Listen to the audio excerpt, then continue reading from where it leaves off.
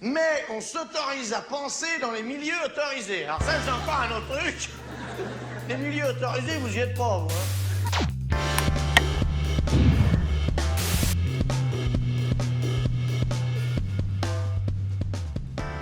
Bonjour à toutes et tous. L'instauration en France d'une république écologique passe par la transformation du territoire, sa réorganisation en 13 écorégions découpées selon les bassins hydrographiques. C'est ce qu'a expliqué le candidat de la France Insoumise à la prochaine présidentielle, Jean-Luc Mélenchon, lors de sa première conférence de presse après la déclaration de sa candidature au début de ce mois de juillet. Je reçois aujourd'hui Claire Lejeune. Bonjour. Bonjour Claire Lejeune, merci beaucoup d'être avec nous. Pas de souci, merci de l'invitation. Spécialiste de la planification écologique, députée de la France Insoumise depuis les législatives de 2024, députée de l'Essonne, co-responsable à l'Institut La Boétie du département consacré à la planification écologique. Tout à fait. Alors, Jean-Luc Mélenchon a fait presque une sorte de cours de géographie, de prospective géographique lors de cette conférence de presse. Le projet de réorganiser pour faire face aux nouveaux défis politiques et écologiques selon des principes complètement nouveaux d'organisation du territoire, donc la France en 13 écorégions, il existait déjà, je crois, en 2022. Déjà dans le programme de la France Insoumise. En quoi est-ce que cela consiste exactement ? Alors, notre constat, c'est que à chaque étape de l'histoire de notre République, à chaque étape de l'histoire de notre pays, à chaque fois que ce sont des nouveaux grands principes organisateurs de la société humaine qui sont advenus par des processus politiques, par des mouvements populaires, il y a eu des bougées en termes de délimitation de la cartographie administrative, territoriale.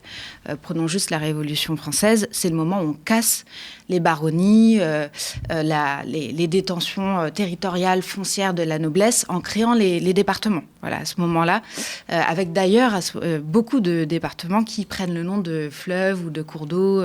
Donc déjà, on a une correspondance entre le social et la nature qui est déjà présente et tissée dans notre histoire. Et notre constat, c'est que nous, on souhaite passer à la 6e République, donc on souhaite passer à une République écologique. Et c'est effectivement de nouveaux grands principes organisateurs qu'il va falloir faire advenir et imposer. Toute l'histoire de la gauche a été de dire que la République, c'est avant tout des droits concrets et c'est avant tout des solidarités interhumaines et que l'égalité est la résultante de ces solidarités. L'étape d'après, quelque part, si on peut dire, cette gauche-là était incomplète sans le dire, c'est que ces solidarités, elles se tissent pas seulement entre les êtres humains, mais que, en fait, il y a une solidarité entre les humains et le vivant non humain, le reste de la nature, l'environnement, parce qu'on voit, et on le voit de manière très violente en ce moment, à quel point on dépend de l'air, de l'eau, de la qualité des sols. Et donc, l'idée, c'est de faire correspondre une nouvelle cartographie avec ces écorégions à cette nouvelle étape, à ces nouveaux grands principes organisateurs et de formaliser, d'institutionnaliser quelque part ces nouvelles formes de solidarité autour de liens de dépendance qui existent de toute façon. Donc l'idée fondamentale, c'est celle-là, c'est d'arriver à faire correspondre notre organisation administrative, territoriale, politique surtout, aux nouveaux grands principes qu'on voudrait mettre en œuvre dans le cadre de la 6e République. Donc le fait aussi de vouloir pas seulement un niveau administratif au sens strict, mais de vouloir un niveau de collectivité territoriale, donc avec un contenu démocratique, c'est également très important parce que le passage à la 6e, c'est une radicalisation de la démocratie, c'est une reprise, c'est une revitalisation démocratique par rapport à l'état de délabrement complet qui est la 5e République qu'on voit actuellement. Alors, on va voir toutes les implications, puisqu'en fait, elles sont absolument radicales de cette transformation, aussi bien au plan de l'économie que de la vie politique. Mais peut-être qu'on peut rappeler d'où on part en revenant sur l'état actuel de la division administrative en région, sur ces évolutions récentes, qui en définitive correspondaient à des principes de l'ancien monde, qui ne devraient plus en tout cas aujourd'hui être prioritaires.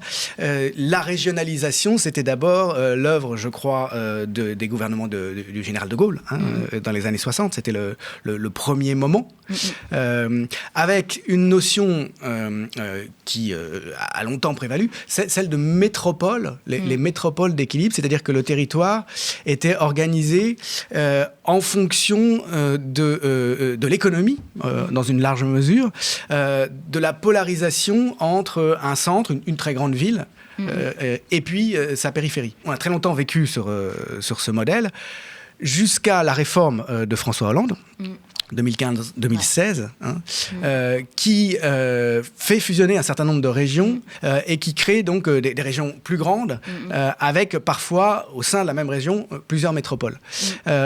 En quoi est-ce que les principes qui prévalaient dans ce modèle-là, finalement, sont caducs, ou en tout cas sont devenus presque, on pourrait dire, toxiques au moment où on veut une transition écologique? Ouais. Alors, je pense que là, déjà, les germes de cette organisation régionale, ils existent dans les grands projets d'aménagement du territoire qui prévalent depuis, en gros, la sortie de la Seconde Guerre mondiale, parce que, en fait, vous avez déjà une forme de régionalisation de l'agriculture lorsqu'on on organise la fusion des entités qui étaient beaucoup plus petites à la base en 1945. On sort d'une France qui est beaucoup plus rurale, beaucoup plus paysanne. Donc on a déjà des principes de spécialisation et de division selon les territoires à ce moment-là. Également, ça va être l'arrivée de la voiture et donc d'une forme d'urbanisation qui se repose sur le fait qu'on peut faire les trajets domicile-travail avec la voiture, où du coup, il y a l'étalement urbain qui va avec. Il y a effectivement cette concentration de plus en plus grande des richesses, du pouvoir, des flux matériels vers des grandes métropoles. Et donc, quelque part, le processus de décentralisation, il vient accompagner cette étape-là du capitalisme, qui est un capitalisme de plus en plus productiviste, qui est un capitalisme, même si on ne peut pas délier le capitalisme du productiviste en tant que tel, mais qui va être un capitalisme aussi de plus en plus mondialisé, où les territoires, en fait, sont mis en compétition les uns avec les autres, les métropoles sont mises en compétition les unes avec les autres, et où on va avoir effectivement une logique, y compris de financiarisation, qui a des implications géographiques, territoriales très, très concrètes. Et donc, toutes les étapes de la décentralisation jusque-là, et jusqu'à la réforme de 2015, effectivement, accompagne ce mouvement-là du capitalisme plutôt que d'essayer de le modérer, de l'équilibrer. On va vraiment, en fait, l'État va jouer un rôle d'accompagnateur de cette dynamique-là, et les régions de 2015 sont l'exemple typique de ça, puisqu'effectivement, on va construire des grandes régions avec le but explicite déjà de réduire des coûts. Oui. Ce qui n'a pas marché par ailleurs, ça a été documenté. Comme souvent, voilà, le résultat, voilà, ça ne change jamais. Imprévu, voilà. N'aboutit pas du tout à réduire les coûts. Exactement. Et puis il y a également le but que ces régions puissent peser, être compétitives, être attractives dans la compétition entre des grandes régions européennes. Donc c'est aussi l'intégration européenne qui joue un rôle là-dedans, dans la mesure où l'intégration européenne est avant tout marchande. Donc elle déplie ces logiques-là de manière incessante. Et donc, ça donne effectivement des situations où on a fusionné des régions en vassalisant, en écrasant certains territoires et en ayant toujours cette logique de la métropole qui, finalement, exploite aussi sa périphérie. C'est aujourd'hui, centre-périphérie. En fait, le capital, la province, toujours. C'est-à-dire territoire sur lequel s'exerce un pouvoir. Quand vous avez, que ce soit les périphéries rurales par l'approvisionnement matériel ou les périphéries qu'on appelle aujourd'hui les banlieues, quand vous avez des milliers de personnes qui font un déplacement d'1 heure et demie dans des transports sous-financés pour venir rendre un service de nettoyage, d'aide à domicile dans la capitale, vous avez une logique d'exploitation de la périphérie par la métropole. Et donc, là, on voit très bien à quel point, sur toute cette dynamique-là, l'État est en fait complètement main dans la main avec les logiques du capitalisme. Et aujourd'hui, on fait face un petit peu au mur dans lequel cette logique-là nous a menés. À force de faire de l'écologie un espèce de sous-thème, un truc résiduel qu'on fera si jamais on a l'argent, si jamais on a le temps, si jamais on y pense. En fait, on arrive à une situation... Ou lorsqu'il y a une crise, exactement. À laquelle on arrive donc toujours à préparer. On l'a très bien vu récemment avec les incendies. Et où, généralement, on arrive avec des pseudo-solutions techniques qui sont en fait typiques de la maladaptation et où, en fait, très souvent, on contribue à empirer le problème. Et il ne reste plus qu'à faire de la com en disant on va tous être unis, on va tous être soudés pour faire oublier que c'était parfaitement prévisible et que rien n'était organisé en fonction de ça. Donc, en fait, cette proposition d'écorégion, elle vient à un moment, elle arrive à un moment où, en fait, c'est le cœur de la seconde canicule, il me semble. Et à ce moment-là, le débat politico-médiatique tourne autour de la clim. Donc vraiment début de manière juillet, début juillet 2026. Donc encore une fois un exemple de solution technique qui en fait déployée à large échelle correspond à de la maladaptation dans la mesure où en fait on crée des îlots de chaleur en plus. C'est une fuite en avant en fait. C'est une fuite en avant. Voilà. C'est un désastre écologique. De la même manière qu'aujourd'hui en Gironde, on abat des arbres de manière préventive pour empêcher le feu de s'étendre. Donc en fait on est dans cette spirale infernale là. Et donc la proposition d'écorégion, elle vient essayer d'amener un débat de fond sur la profondeur et la radicalité des transformations qu'il va falloir faire advenir si on veut faire face à ce mur climatique, tant sur le point de vue de l'atténuation des effets des gaz à effet de serre, tant sur le point de vue de la réparation du vivant. Parce qu'on est dans un moment où on a tellement maltraité nos écosystèmes qu'il y a de la réparation à faire si on veut pouvoir y exister, y habiter de manière digne et décente dans les décennies à venir, et que ce soit aussi du point de vue de l'adaptation.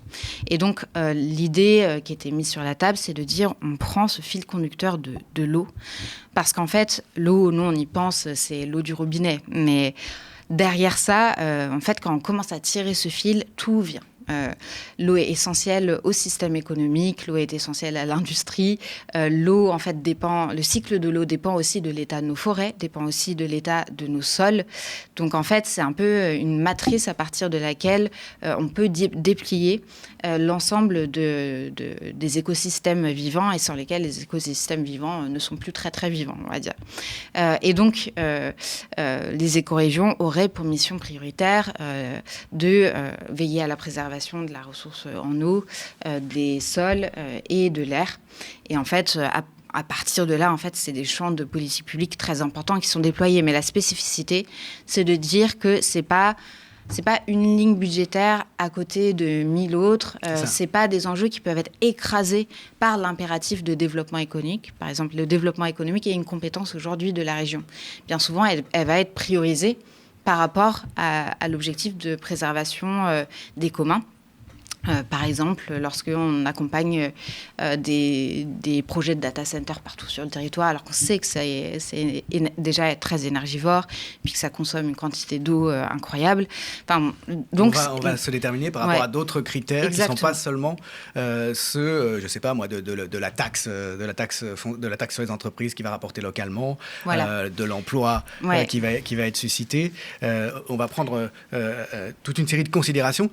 On voit bien, d'après ce que vous décrivez, par opposition avec la situation actuelle, à quel point il s'agit de réorganiser le gouvernement en fonction d'un changement de ses fins dernières, de ses objectifs finalement. Ça n'est plus la compétitivité économique qui déterminait donc la mise en compétition entre les régions.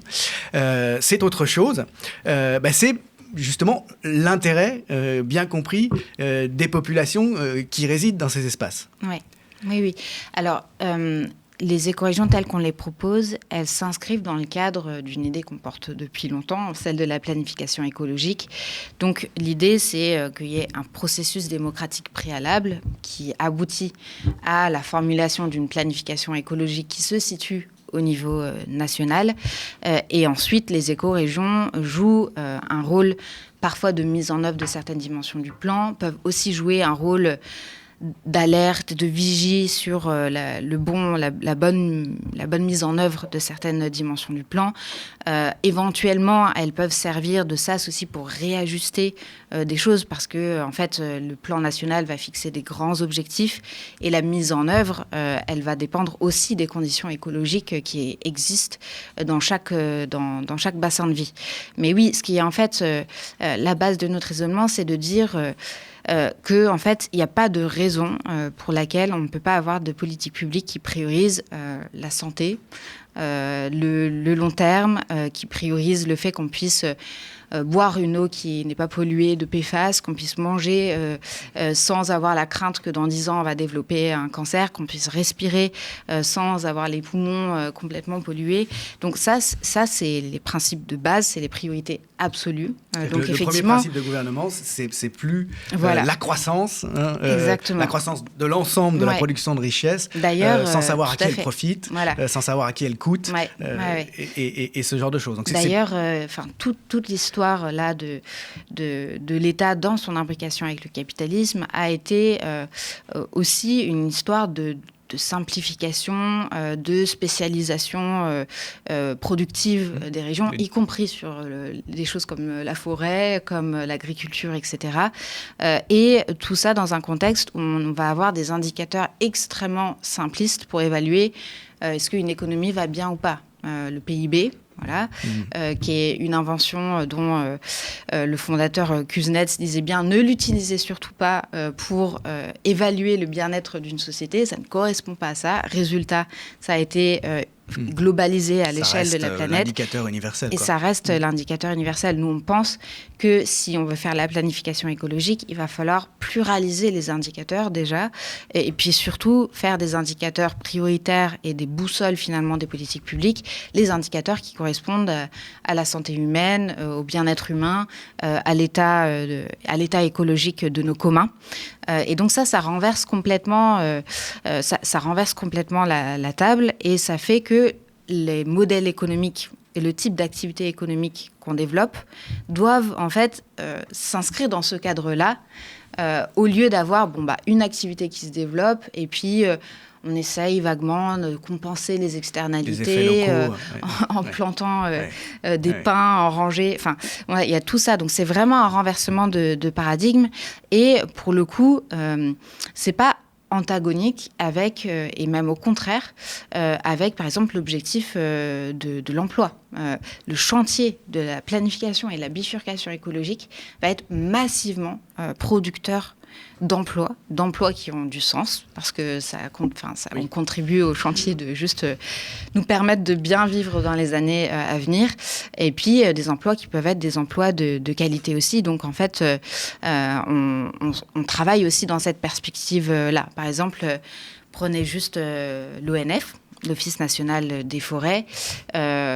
Sur la vingtaine d'années précédentes, là, ils ont eu des coupes de 40% de leurs effectifs. Oui. Alors que l'ONF, en fait, aujourd'hui, on a les incendies massifs en Gironde. L'ONF est chargé des travaux d'entretien, du débroussaillage, de l'entretien des forêts, de la prévention des incendies. Ce type de catastrophe. Donc, on a beaucoup parlé des Canadair, etc., mais on a peu parlé du fait que la Macronie a complètement, et les gouvernements précédents, il ne faut pas non plus les laisser passer comme ça, mais ont complètement dézingué l'ONF, qui a pourtant une fonction vitale dans la prévention des incendies et dans la préservation de nos forêts. C'est-à-dire que derrière ce désastre écologique récent en Gironde, en réalité, il y a des causalités de courte durée qui sont des choix politiques qui consistent à démanteler les services publics, les observatoires aussi, c'est une politique générale du néolibéralisme, on le sait bien. Et là encore, on voit à quel point, comme vous le disiez, c'est un changement de paradigme auquel appelle cette république écologique, c'est-à-dire un changement de manière de penser les choses, un changement d'état d'esprit, un changement de modèle. Alors, on parlait du fait qu'une idée directrice, c'est d'utiliser les bassins hydrographiques, la géographie des bassins hydrographiques, pour fonder la nouvelle géographie administrative des régions.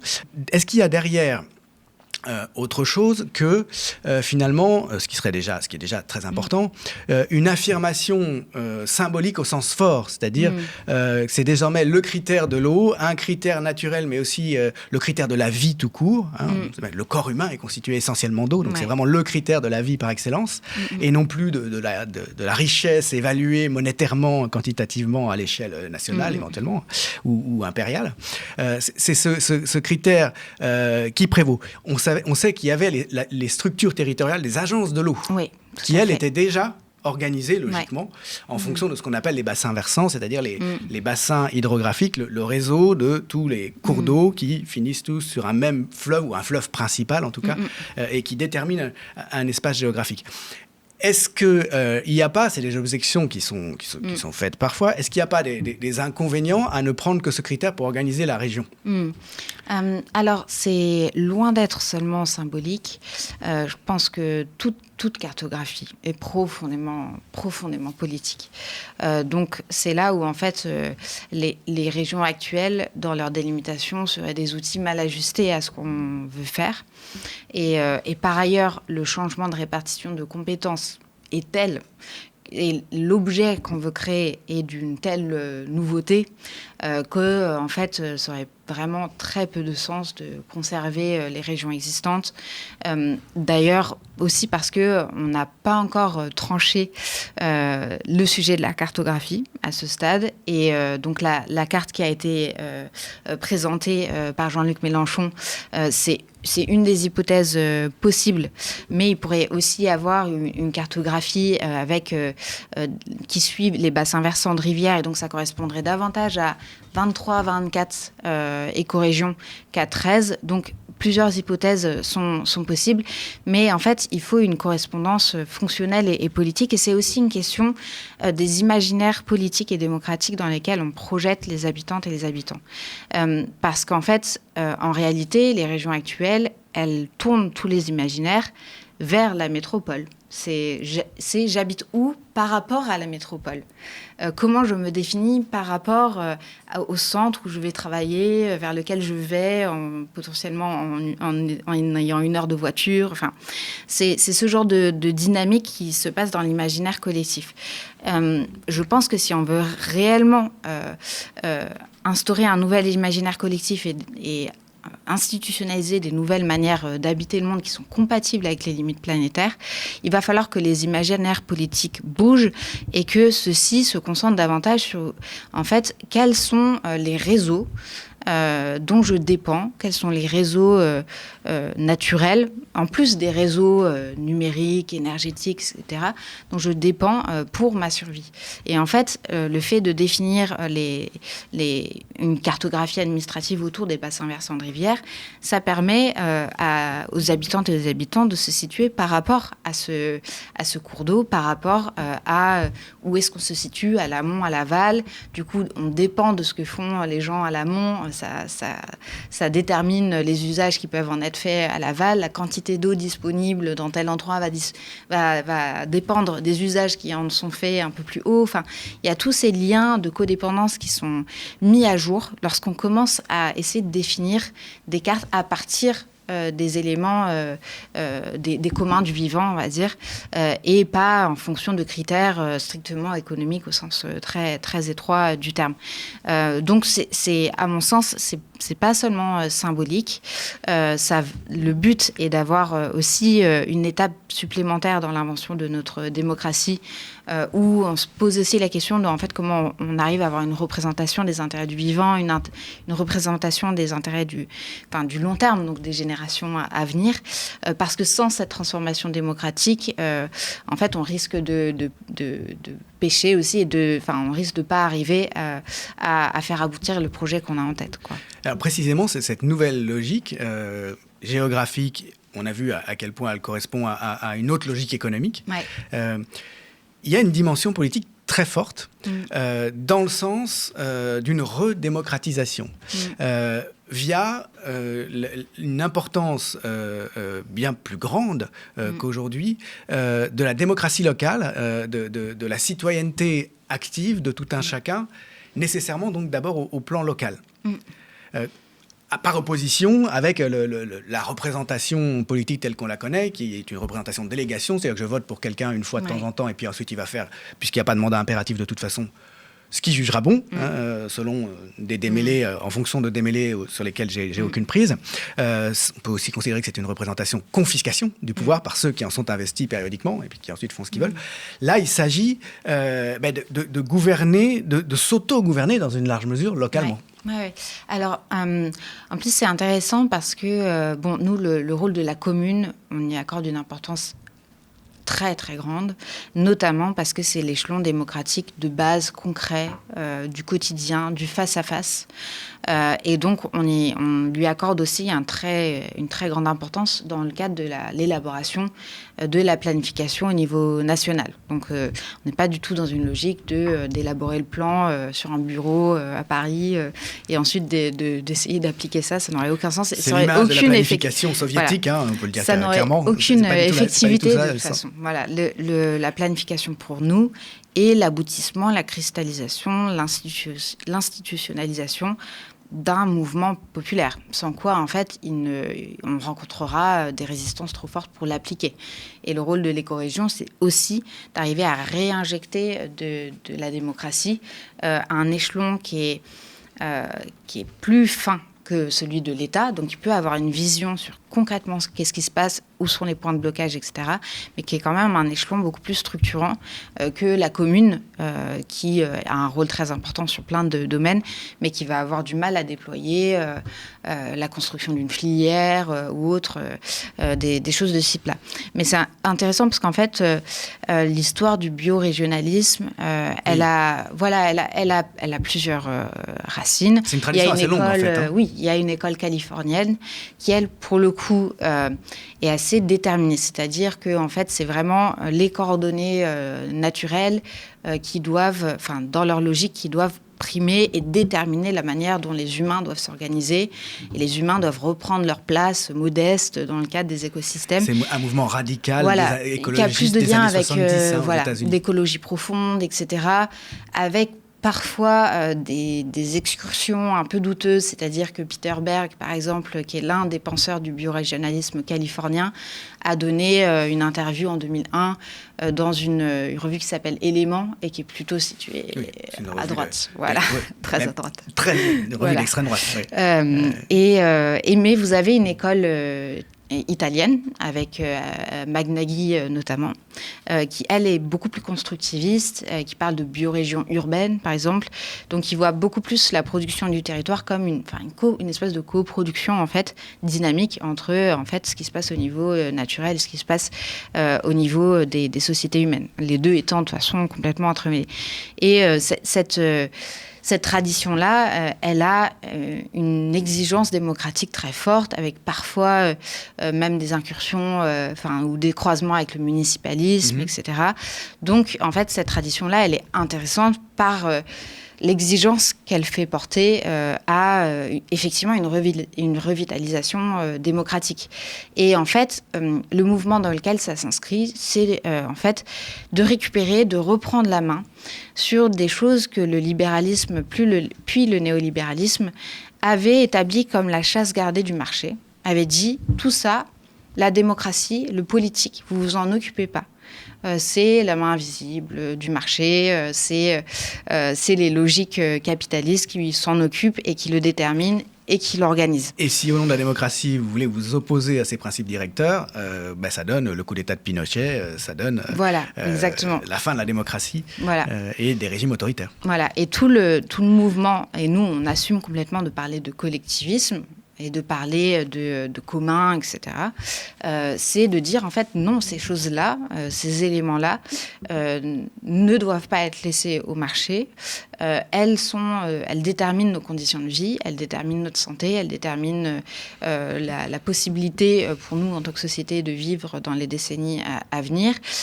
Et donc, c'est le politique, et par extension la démocratie, qui doivent le prendre en main. Et la planification, c'est exactement ça, parce qu'en réalité, si vous n'avez pas de planification publique, démocratique, étatique, vous avez une planification privée, parce que les grandes multinationales, aujourd'hui, ont une puissance qui leur permet complètement de planifier. D'ailleurs, elles ont des plans d'investissement à 10-20 ans. Mais leur priorité n'est pas du tout. D'ailleurs, elles ont parfois davantage de populations. capacité à centraliser des savoirs, à avoir du monde, de la ressource de la recherche humaine. et développement, voilà, oui, bien sûr. Exactement. Donc en fait, je pense qu'aujourd'hui, Total a un plan très clair pour les 10-20 ans à venir. Amazon, tous les GAFAM l'ont également. C'est un impact énorme sur la population. Et ils ont probablement, en termes de connaissances et de degré de développement de ces plans-là, de l'avance sur les États. Voilà. Et donc, l'idée avec la planification et leur prise en main par les écorégions, c'est de reprendre en main ces savoirs et ce pouvoir-là et de dire, en fait, ce qui détermine nos vies, on doit en décider nous-mêmes. Voilà. Et je pense que c'est ça qui est très important et qu'on essaye de mettre en avant avec cette idée de planification. C'est important de revenir sur cette affaire de démocratie, sur d'éventuels aspects tout à fait incompatibles avec la gauche qu'ont pu prendre un certain nombre d'idées radicales écologiques, parce que comme toujours, lorsque le néolibéralisme est menacé, il se met tout à coup à alléguer de beaux principes politiques pour essayer de discréditer les contre-modèles. Et en l'occurrence, il y a des objections qui sont avancées contre l'idée des écorégions et la tradition biorégionaliste, qui consistent à dire « Ah, mais attention, c'est une idéologie de l'enracinement ». Puisque donc il s'agit bien de considérer les gens en relation avec leur milieu, dans la façon dont ils sont enracinés dans leur milieu local, leur mode de vie tout simplement, leur style de vie au quotidien. C'est une idéologie de l'enracinement. Or l'enracinement, on le sait depuis la fin du 19e et le début du 20e siècle, le nationalisme intégral de Maurras, l'Action française, Barrès, l'enracinement, c'est typiquement une thématique raciste identitaire d'extrême droite. Et on va utiliser aussi à l'appui de cette objection, la question des migrations, des développements de population, en disant mais alors les gens de vos écorégions, ils vont pas supporter le brassage des populations, ils vont s'accrocher à leur identité. C'est évidemment des objections qui sont pas valables en réalité, mais qu'il faut prendre en considération. Oui, alors une certaine frange du biorégionalisme a pu aller sur des terrains qui sont aux antipodes complets des nôtres, en ayant effectivement un déterminisme naturel très fort et en reliant en fait les enjeux naturels à des enjeux démographiques notamment. Donc tout ce terrain-là, bien sûr, c'est celui qu'on rejette et ça correspond en rien à ce qu'on porte avec ces projets d'écorégion, le projet d'écorégion et de cette nouvelle République s'inscrit dans le cadre de ce qu'on a aussi appelé la Nouvelle France. Tout ça se conjugue. Et en fait, une France qui ne fantasme pas la pureté. Voilà. Et notre constat, identitaire. c'est que d'une part, le dérèglement climatique à l'échelle globale va accentuer les mouvements de population, donc va accentuer en fait les arrivées de réfugiés climatiques sur notre sol, et que notre devoir est de leur fournir des conditions d'accueil dignes et de pouvoir faire partie de la communauté nationale par plein d'aspects. Et là encore, de le prévoir, de ne pas tout à coup être là, crise démographique. Donc, qui aurait pu prévoir, voilà des migrants, érigeons des barbelés. Comme le fait l'Europe d'ailleurs. Exactement, avec Frontex et d'autres institutions. Et par ailleurs, il risque d'y avoir des migrations internes. Par exemple, avec les méga-feux qui se sont produits en Gironde, vous avez des déplacés internes. Vous avez des réfugiés. Des centaines de milliers de personnes, rien que pour cet épisode, qui doivent bouger là, dorment dans des gymnases, qui n'ont plus, dont la maison a été brûlée, etc. Et ces situations-là vont se multiplier. Donc, on voit bien à quel point ces deux éléments-là de migration externe et interne font que c'est complètement absurde, lunaire, en plus d'être moralement, éthiquement, politiquement complètement à rejeter et assez condamnable. Il y a aussi le fait que c'est d'un point de vue pragmatique, c'est impossible à tenir. Donc, l'idée, c'est déjà d'un point de vue des principes de placer cette idée de nouvelle France qui est le résultat de plein de bougées culturelles, et de préparer le fait qu'on va avoir à la fois à organiser l'accueil digne de personnes qui vont fuir des situations qui seront encore plus catastrophiques que celles qu'on va vivre nous, et de préparer le fait qu'il va y avoir des réfugiés climatiques internes et que si l'État s'en occupe pas, on va avoir des situations humanitaires, enfin, on va avoir des camps, on va avoir ce genre de choses sur le sol français, quoi. Donc, je pense que justement, il faut arriver à tenir bon et à développer et à ne pas laisser ce terrain du localisme, etc. Oui, le localisme étroit, le localisme réactionnaire et identitaire. En fait. Exactement, parce qu'il va se développer, parce que là, en fait, le RN se réveille, arrête de dire que le GIEC exagère et autres, et va commencer à je pense, va commencer là, par rapport à la campagne de 2027, va essayer de développer une doctrine écolo. Là-dedans, on retrouvera ces composantes nauséabondes, du localisme étroit, rabougri, presque, autour des terroirs, autour de... vous voyez tout ce bain pseudo-culturel du canon français, toutes ces choses-là, voilà. On va avoir tout ce marasme-là, et donc à nous d'y opposer une vision républicaine claire, une vision de la solidarité entre humains et entre les humains et le vivant non humain, et d'arriver à organiser les choses pour que enfin, on sort de cette situation où on enchaîne les crises avec des mesures réactives, de la com. Enfin, là, honnêtement, le gouvernement fait que de la communication. Ils auraient pu utiliser des outils, ils auraient pu faire un projet rectificatif là pour lever des fonds et investir, pour qu'on soit prêt pour l'été prochain, parce que la même chose va arriver. Rien n'a été fait. Mais parce que leur vrai objectif, il est budgétaire. Leur vrai objectif, c'est de diminuer les dépenses de l'État. Voilà. Et encore une fois, on revient sur cette idée de quelle est la boussole principale des politiques publiques.